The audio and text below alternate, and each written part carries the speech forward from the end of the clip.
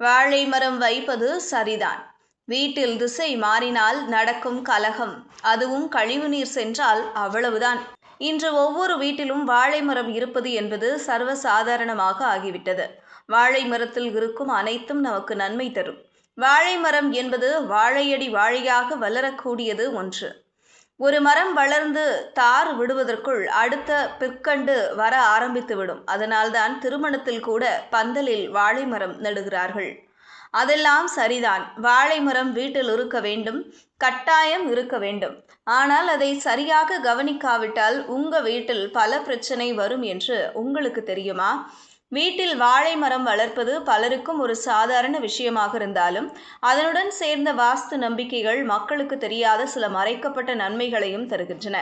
அன்றாட வாழ்க்கையில் நமக்கு அமைதியும் செழிப்பும் தேவைப்படுகின்ற நேரத்தில் வாழை மரம் போல ஒரு தூய்மையான செடியை வாஸ்து விதிகளுக்கு ஏற்ப வளர்ப்பது வீடு முழுக்க ஒரு நேர்மறை சக்தியை உருவாக்கும் என நம்பப்படுகிறது. ஆனால் இந்த வாழை செடியை எங்கே வளர்க்க வேண்டும், எப்படி வளர்க்க வேண்டும் என்பதற்கான சில முக்கியமான கட்டுப்பாடுகள் உண்டு. அதை பின்பற்றினால்தான் அதன் முழு நன்மையை அடையலாம். வாஸ்து ரீதியாக வாழை மரம் தேவகுரு பிருஸ்தபதி மற்றும் திருமால் விஷ்ணுவின் கட்டிடம் என கருதப்படுகிறது. எனவே இந்த மரம் வளர்க்கப்படும் இடம் வாஸ்து விதிகளுக்கு மிக முக்கியமானது. தவறான இடத்தில் வளர்த்தால் நன்மை கிடைப்பதில்லை என்றே சொல்லப்படுகிறது. குறிப்பாக வீட்டு நுழைவுவாயில் அருகில் வாழை செடியை ஒருபோதும் நடக்கூடாது. அதேபோல தெற்கு பகுதி அல்லது மேற்கு பகுதியிலும் இந்த செடியை வளர்ப்பது வாஸ்து தோஷங்களை உருவாக்கும். வீட்டின் வடக்கு அல்லது கிழக்கு திசையில் வாழை மரத்தை வளர்க்கலாம். குறிப்பாக வாசலில் அல்லாமல் வீட்டின் பின்புறத்தில் அல்லது கொல்லைப்புறமாக அமைந்த ஒரு அமைதியான பகுதியில் இந்த மரம் வளர்க்கப்பட வேண்டும். மேலும் இந்த செடியை வளர்க்கும் இடம் தூய்மையாக இருக்க வேண்டும்.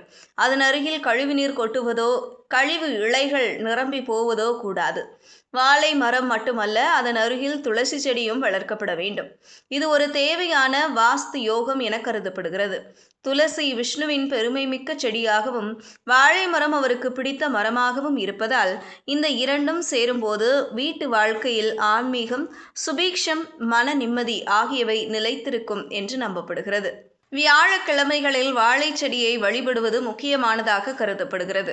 அந்த நாளில் மஞ்சள் பொடியை மரத்தின் அடிப்பகுதியில் தூவி மரியாதையுடன் வழிபட வேண்டும். இரவில் ஒரு நெய் தீபத்தையும் அதன் அருகே ஏற்றி வைக்கலாம். இந்த செயல் வீட்டில் உள்ள உறுப்பினர்களுக்கு விஷ்ணுவின் ஆசிகளை பெறும் வாய்ப்பை அதிகரிக்கும். மற்றொரு முக்கிய விஷயம் என்னவென்றால், இந்த மரத்தின் இலைகள் பழுதடைந்தால் அல்லது காய்ந்து போனால் அதை உடனே அகற்ற வேண்டும்.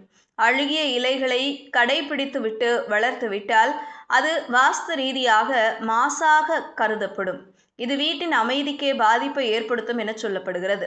மேலும் இந்த செடியின் மீது சுத்தமான தண்ணீர் மட்டுமே ஊற்ற வேண்டும். குளியல் அறையின் கழிவு நீரோ கழிவுப் பொருட்களோ ஒருபோதும் இதில் கலக்கக்கூடாது. ஏனெனில் வாழை மரம் தூய்மையின் அடையாளமாகவும் ஆன்மீக அன்பின் மையமாகவும் கருதப்படுகிறது. இனிமேல் மரம் வைக்கும் பொழுது திசை பார்த்து வையுங்கள். மேலும் தண்ணீர் தானே, எந்த தண்ணீர் ஊற்றினால் என்ன என்று அசால்ட்டாக இருக்காதீர்கள். நம் குளம் தலைப்பது போலதான் வாழை மரமும். மரத்திற்கும் உயிரிருக்கு என்று கேள்விப்பட்டிருக்கிறீர்கள் அல்லவா? நம் மனசாட்சியுடன் நடந்து கொண்டால் மரமும் செழித்து வளரும், வீடும் செழித்து வளரும்.